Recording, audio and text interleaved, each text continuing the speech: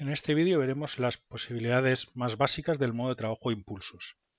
Para ello tomaremos el robot número 1, ordenaremos que pase a modo de trabajo impulsos a través del botón de la sección superior de las pantallas de visualización, lo confirmaremos con su piloto correspondiente y además a través de la etiqueta que aparece en la zona superior del área de trabajo del robot. Luego, para acceder a las opciones más básicas, nos iremos al panel de impulsos y aquí vemos las operaciones que podemos realizar en este modo de trabajo. Básicamente son tres. Operaciones respecto a lo que son los ejes primitivos, operaciones cartesianas respecto al TCP del robot y en caso de que el robot tenga un eje auxiliar de rotación, pues desplazamiento en un sentido horario o antihorario de este eje de rotación. Para ayudarnos en la explicación, lo que vamos a hacer es apoyarnos en una representación 3D del robot. Bien, vamos a hacer un ejemplo de cada. Por ejemplo, vamos a intentar desplazar en modo impulsos el eje primitivo del robot, el eje A. Si vamos para adentro, vemos que efectivamente el brazo A se mueve hacia adentro y solo lo hace el eje A, no importa lo que esté haciendo el TCP del robot. ¿Vale? Podemos hacer lo mismo con el eje B, ¿vale? Y el eje Z, el eje C, perdón. Vale. Otra cosa que podemos hacer es desplazar cartesianamente esta vez el TCP del robot, el punto central de la herramienta TCP. Por ejemplo, en X. Vemos que vamos en positivo o en negativo. Y para realizar este movimiento se mueven los tres brazos. Y también, por supuesto, podemos mover el eje de rotación. En este caso, el robot tiene un eje de rotación, pues le podemos dar en un sentido, antihorario, y en el otro sentido.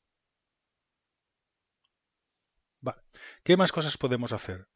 Podemos variar los parámetros de movimiento.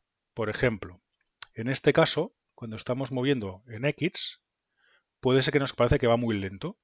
Pues simplemente tenemos que coger aquí, en esta sección del panel de impulsos, seleccionar que vamos a modificar un parámetro cartesiano y que va a ser el X. En este caso la velocidad es 20 y queremos que vaya pues, al doble de velocidad. Le damos así y ya se observa que la velocidad es mayor. Otra cosa que podemos hacer es mover una distancia máxima. Por ejemplo, en este caso vemos que el robot está en la cota Z 235,7.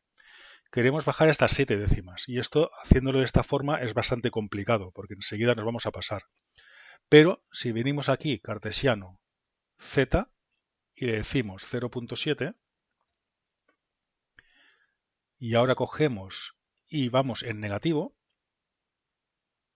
vemos que da igual la velocidad que estemos utilizando, que lo máximo que se va a mover es esta distancia.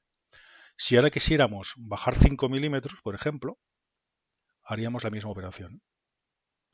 Esto es una forma bastante fiable de llevar el robot a un punto que nosotros deseemos. Pasa lo mismo con el resto de movimientos. Por ejemplo, un primitivo, seleccionaríamos Robot Access, seleccionaríamos el primitivo que vamos a mover, en este caso, por ejemplo, el A, y variaríamos la velocidad. En este caso iba muy rápido, pues lo ponemos una velocidad más lenta. A ver, más lenta aún. Y ya vemos que el robot cada vez va más lento. O una mucho más lenta aún.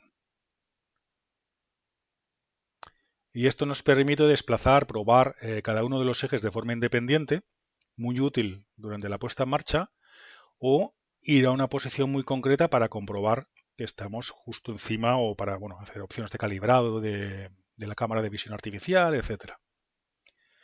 Y esto es todo.